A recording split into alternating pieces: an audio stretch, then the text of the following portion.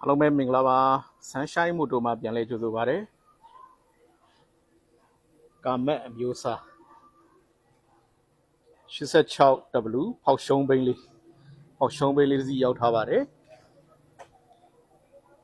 Digital တိုင်ခွက်နဲ့ပါဗျ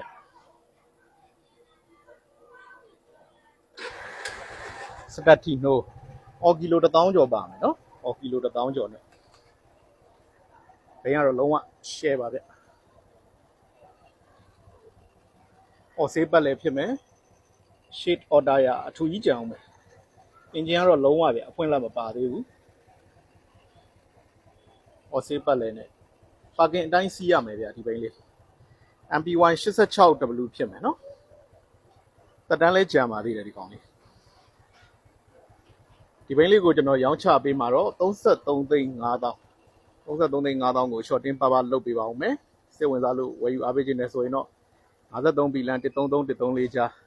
မန္တလေးစက်မှု1 Sunshine Motor ကျွန်တော်ဆိုင်ကယ်အယောင်းပြကမ်းမှာလာရောက်ကြည့်ရှုဝယ်ယူအားပေးနိုင်ပါတယ်